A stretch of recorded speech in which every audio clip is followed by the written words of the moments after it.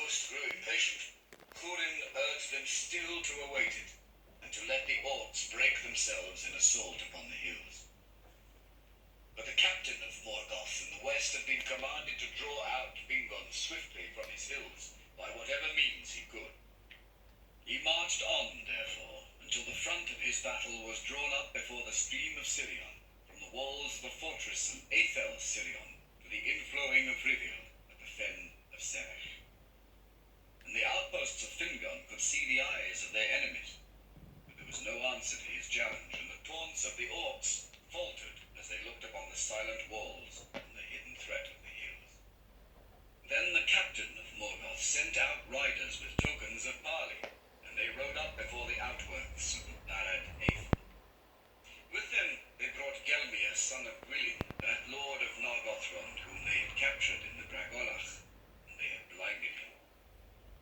Then the heralds of Angband showed him forth, crying, "We have many more such at home, but you must make haste if you would find them, for we shall deal with them all when we return, even so." And they hewed off Gelmir's hands and feet, and his head last, within sight of the elves, and left him. By ill chance, at that place in the outworks, stood Gwyndor of Nargothrond, the brother of Gelmir. Now his wrath was kindled to madness, and he leapt forth on horseback, and many riders with him, and they pursued the heralds and slew them, and drove on deep into the main host. And seeing this, all the host of the Noldor was set on fire, and Fingon put on his white helm, and sounded his trumpets, and all the host of Hithlum leapt forth from the hills in sudden onslaught. The light of the drawing of the swords of the Noldor was like a fire in a field of reeds, and so fell and swift was their onset, that almost the designs of Morgoth went astray. Before the army that he had sent westward could be strengthened, it was swept away, and the banners of Fingon passed over Anfaugith, and were raised before the walls of Angband. Ever in the forefront of that battle went Gwyndor and the elves of Nargothrond, and even now they could not be restrained.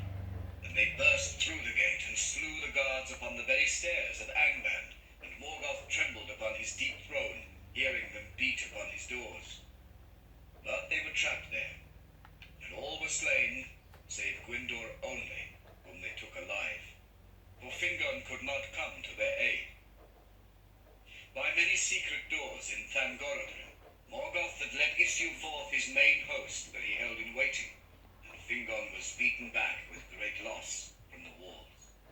Then, in the plain of Anfaugith, on the 4th day of the war, there began, near Nath and Oidiad, unnumbered tears, for no song or tale can contain all its grief. The host of Fingon retreated over the sands, and Haldir, lord of the Haladin, was slain in the rear guard. With him fell most of the men of Brethil, and came never back to their woods. But on the 5th day, as night fell, and they were still far from Ered Wethrin, the orcs surrounded the host of Hithlum, and they fought until day, pressed ever closer. In the morning came hope, when the horns of Turgon were heard as he marched up with the main host of Gondolin. For they had been stationed southward guarding the pass of Sirion, and Turgon restrained most of his people from the rash onslaught. Now he hastened to the aid of his brother, and the Gondolindrim were strong and clad in mail, and their ranks shone like a river of steel in the sun. Now the phalanx of the guard of the king broke through the ranks of the orcs, and Turgon hewed his way to the side of his brother. And it is told that the meeting of Turgon with Hurin, who stood beside Fingon, was glad in the midst of battle. Then hope was renewed in the hearts of the elves, and in that very time, at the 3rd hour of morning, the trumpets of Maedhros were heard at last coming up from the east, and the banners of the sons of Feanor assailed the enemy in the rear. Some have said that even then the Eldar might have won the day, had all their hosts proved faithful, for the orcs wavered, and their onslaught was stayed, and already some were turning to flight. But even as the vanguard of Maedhros came upon the orcs, Morgoth loosed his last strength, and Angband was emptied. There came wolves and wolf riders, and there came balrogs and dragons, and Glaurung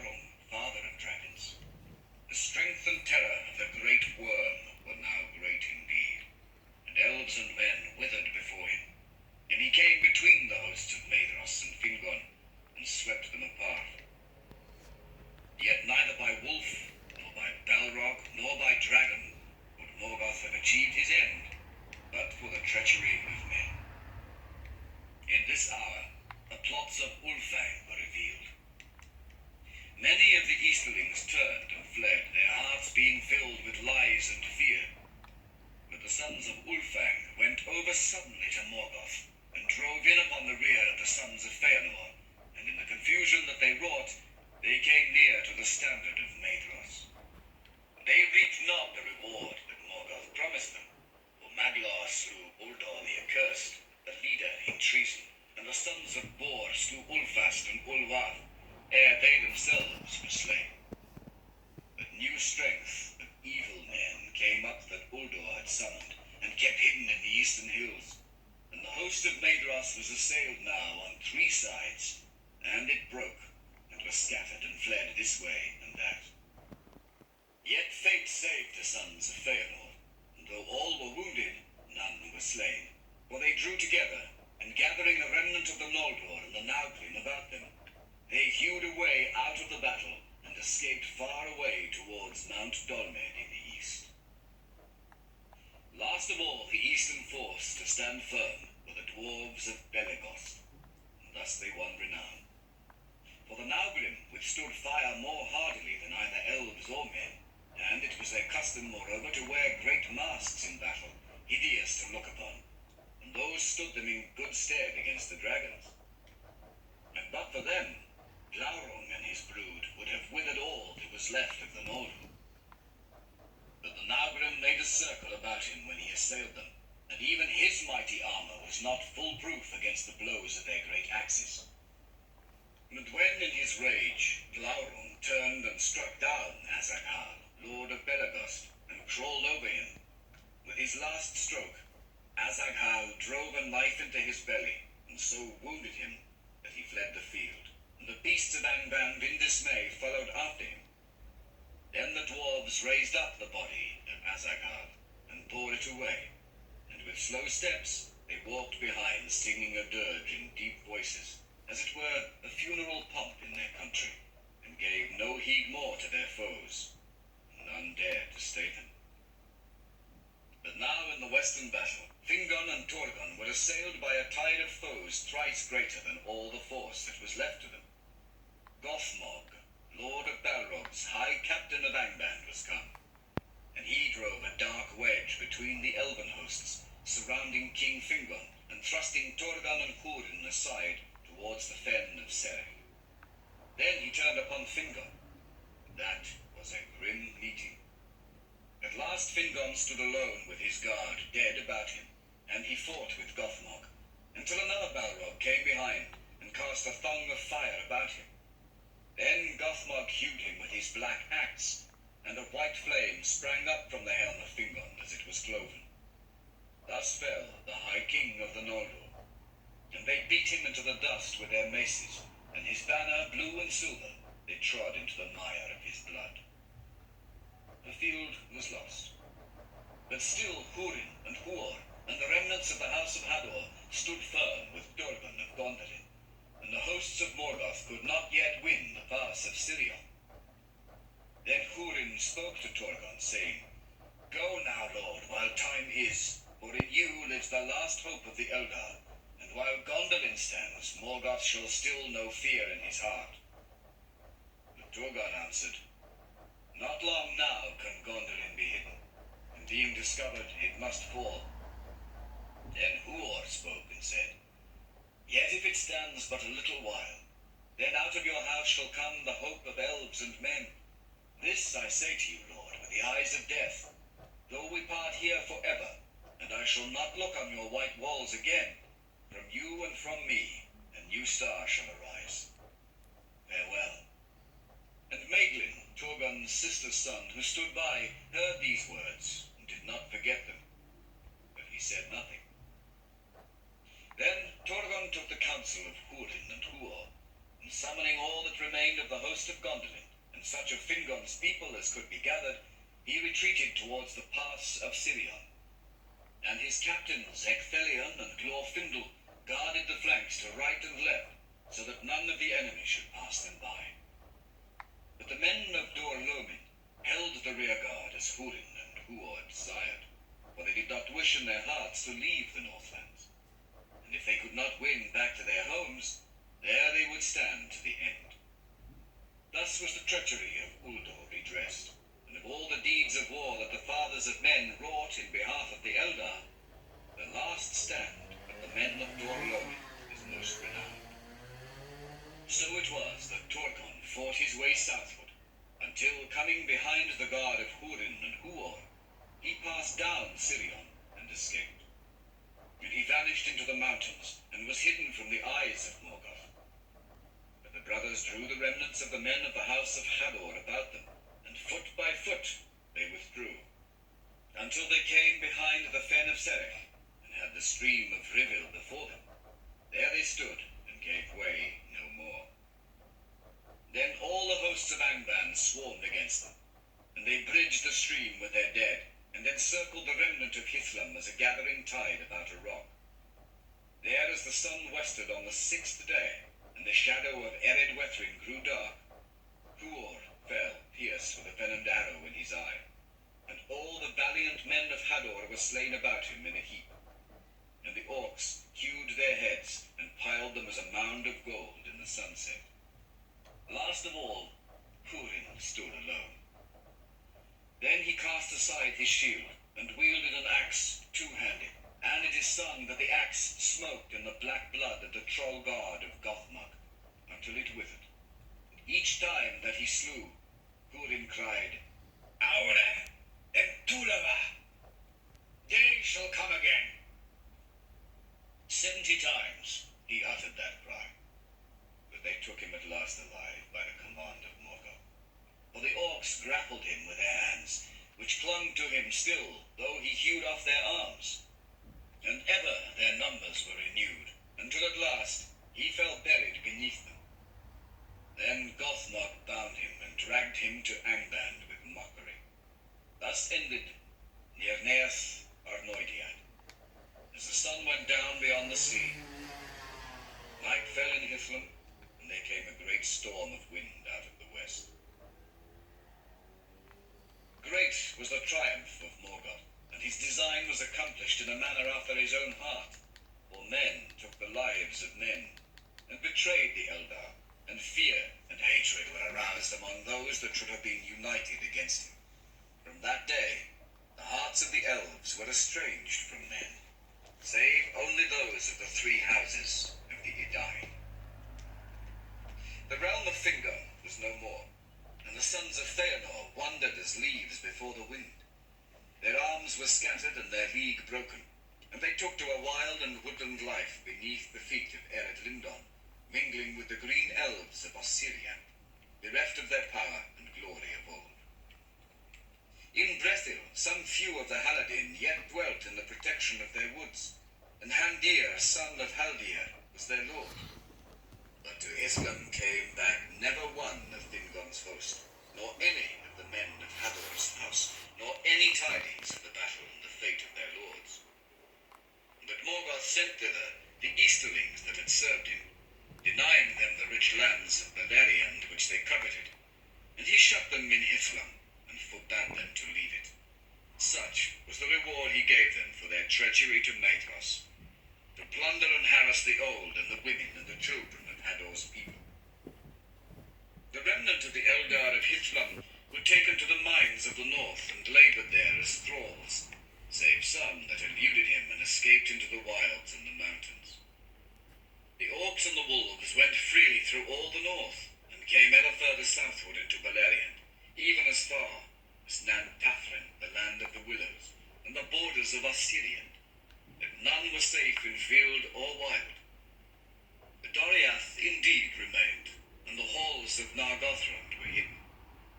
But Morgoth gave small heed to them, either because he knew little of them, or because their hour was not yet come in the deep purpose of his malice. Many now fled to the havens and took refuge behind Círdan's walls, and the mariners passed up and down the coast and harried the enemy with swift landings. But in the next year, ere the winter was come, Morgoth sent great strength over Hithlam and Nevrast, and they came down the rivers Brithon and Nenning, and ravaged all the Falas, and besieged the walls of Brithonbar and Eglaris. Smiths and miners and makers of fire they brought with them, and they set out great engines, and valiantly though they were resisted, they broke the walls at last. Then the havens were laid in ruin, and the tower of Barad Nimras cast down, and the most part of Círdan's people were slain or enslaved. But some went went aboard ship and escaped by sea, and among them was Iranian Gilgalad, the son of Fingon, whom his father had sent to the havens after the Dagor Bragolach. This remnant sailed with Círdan south to the Isle of Bala, and they made a refuge for all that could come thither, for they kept a foothold also at the mouths of Sirion. And there many light and swift ships lay hid in the creeks and waters, where the reeds were dense as a forest. And when Torgon heard of this, he sent again his messengers to Sirion's mouths, and besought the aid of Círdan the shipwright. At the bidding of Torgon, Círdan built 7 swift ships, and they sailed out into the west. But no tidings of them came ever back to Valar, save of one, at the last. The mariners of that ship toiled long in the sea, and returning at last in despair, they foundered in a great storm within sight of the coasts of Middle-earth. But one of them was saved by Ulmo from the wrath of Ossen, and the waves bore him up and cast him ashore in Nevrast. His name was Thoronwe, and he was one of those that Torgon sent forth as messengers from Gondolin. Now the thought of Morgoth dwelt ever upon Torgon, for Torgon had escaped him. Of all his foes, that one whom he most desired to take or to destroy, and that thought troubled him and marred his victory. For Torgon of the mighty house of Fingolfin was now by right king of all the Noldor, and Morgoth feared and hated the house of Fingolfin, because they had the friendship of Ulmo his foe, and because of the wounds that Fingolfin gave him with his sword. And most of all his kin, Morgoth feared Torgon. For of old in Valinor his eye had lighted upon him, and whenever he drew near a shadow had fallen on his spirit, foreboding that in some time that yet lay hidden from Torgon ruin should come to him. Therefore Hurin was brought before Morgoth, for Morgoth knew that he had the friendship of the king of Gondolin. But Hurin defied him and mocked him. Then Morgoth cursed Hurin and Morwen and their offspring, and set a doom upon them of darkness and sorrow. And taking Hurin from prison, he set him in a chair of stone upon the high place of Thangorodrim. There he was bound by the power of Morgoth. And Morgoth, standing beside him, cursed him again, and he said, "Sit now there, and look out upon the lands where evil and despair shall come upon those whom thou lovest. Thou hast dared to mock me, and to question the power of Melkor, master of the fates of Arda. Therefore, with my eyes thou shalt see, and with my ears thou shalt hear, and never shalt thou move from this place until all is fulfilled unto its bitter end." And even so it came to pass. But it is not said that Hurin asked ever of Morgoth either mercy or death, for himself or for any of his kin. By the command of Morgoth, the orcs with great labor gathered all the bodies of those who had fallen in the great battle, all their harness and weapons, and piled them in a great mound in the midst of Anfalgith. And it was like a hill that could be seen from afar. Howthen and Dengin, the elves named it, the Hill of Slain, and Howthen Yenaith, the Hill of Tears. But grass came there, and grew again, long and green upon that hill, alone in all the desert that Morgoth made. And no creature of Morgoth trod thereafter upon the earth beneath which the swords of the Eldar and the Edain crumbled into rust.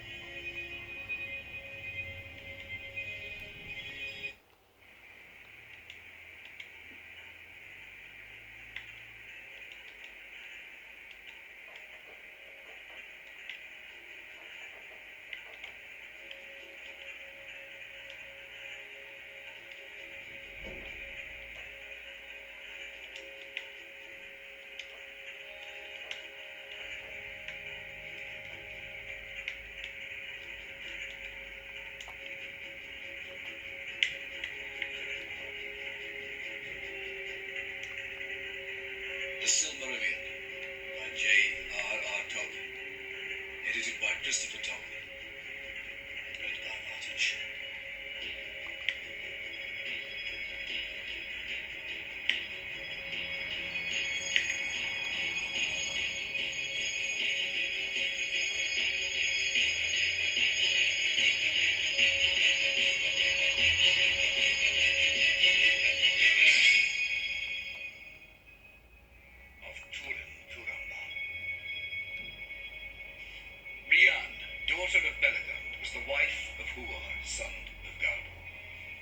And she was wedded to him 2 months before he went with Hurin his brother to the Nearnaeth Armoidiad.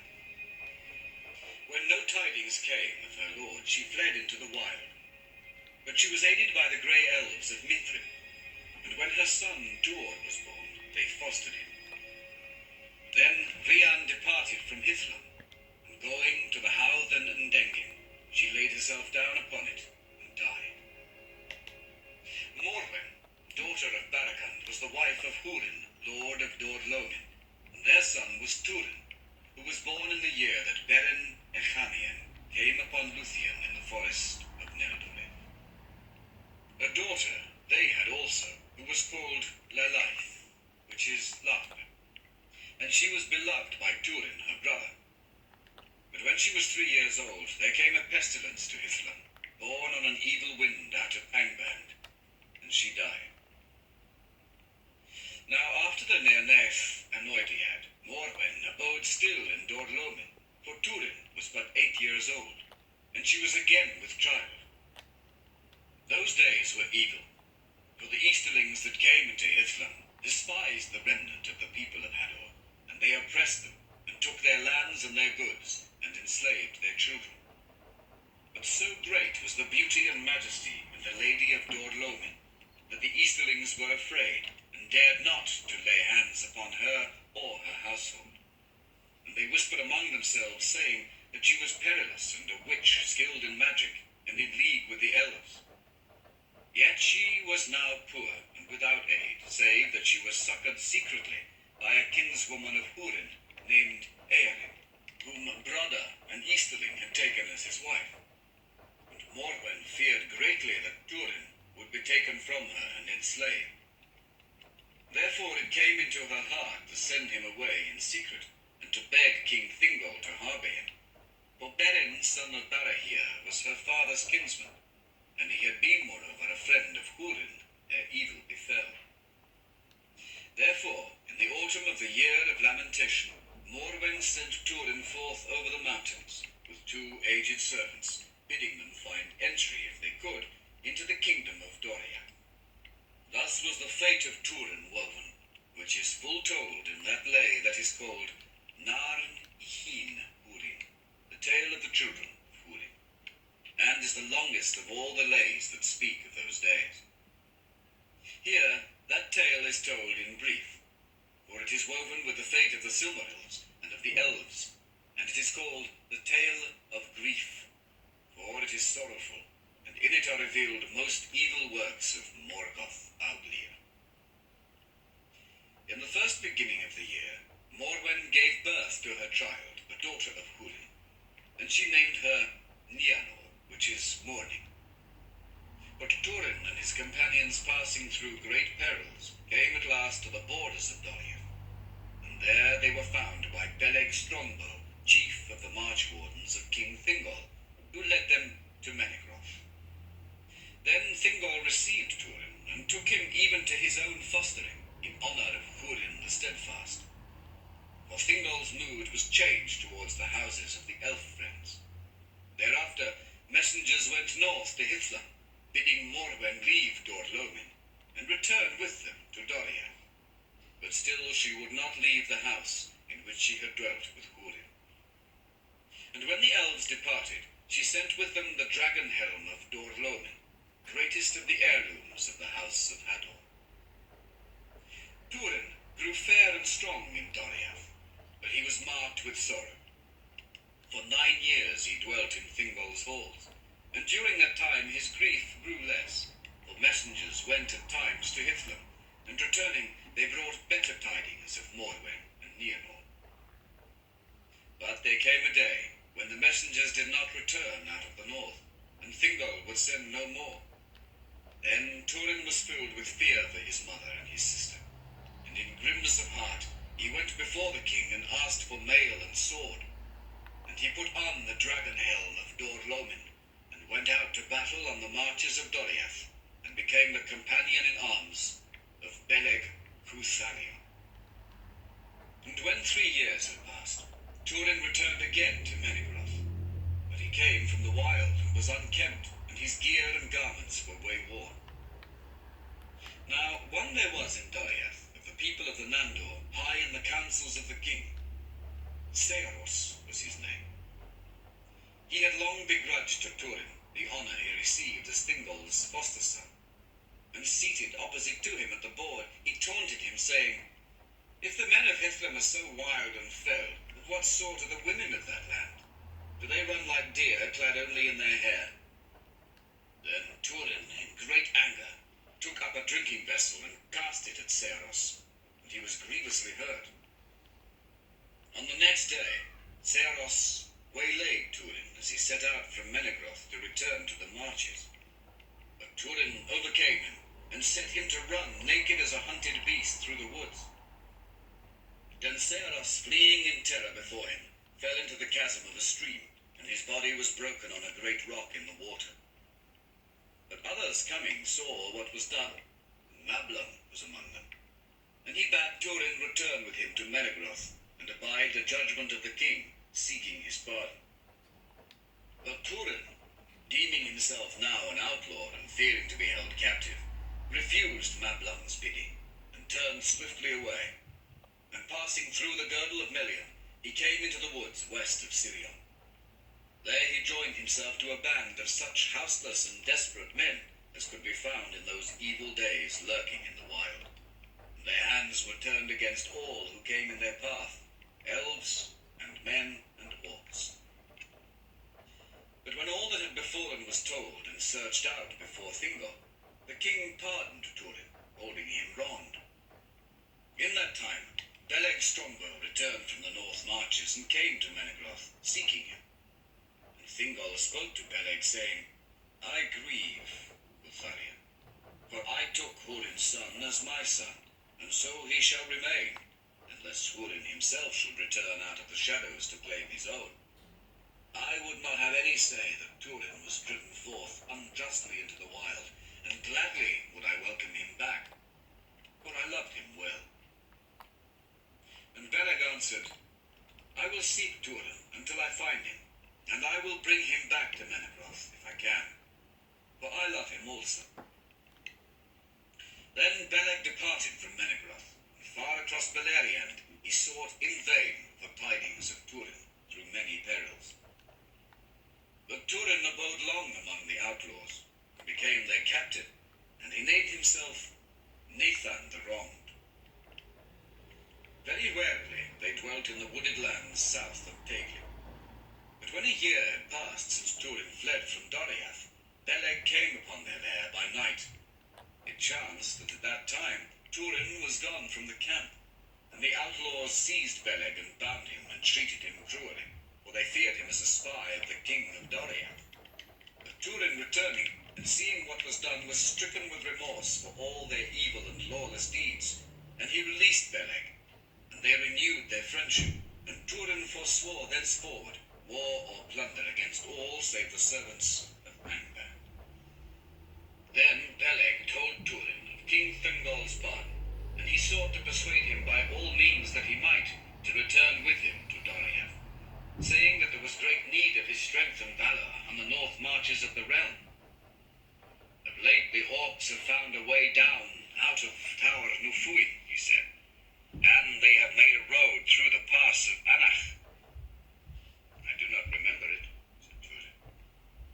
Never did we go so far from the borders, said Beleg, but you have seen the peaks of the Cristegrim far off, and to the east the dark walls of the Gorgoroth.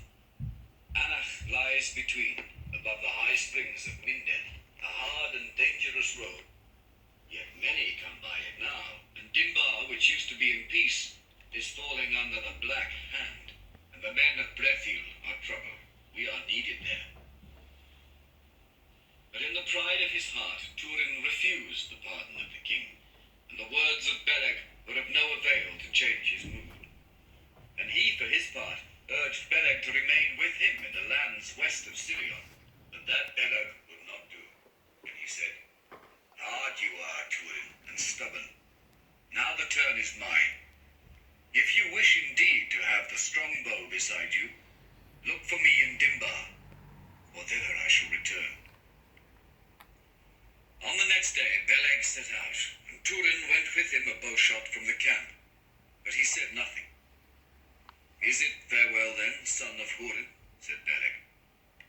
Then Hurin looked out westward, and he saw far off the great height of Amon Ruth. And unwitting of what lay before him, he answered, "You have said, seek me in Dimbar, but I say, seek for me on Amon Ruth, else this is our last farewell." Then they parted in friendship, yet in sadness. Now Beleg returned to the 1,000 caves, and coming before Thingol and Melian, he told them of all that had befallen, save only of his evil handling by Hurin's companions. Then Thingol sighed, and he said, "What more would Hurin have me do?" "Give me leave, Lord," said Beleg, "and I will guard him and guide him as I may. Then no man shall say that elven words are lightly spoken, nor would I wish to see so great a good run to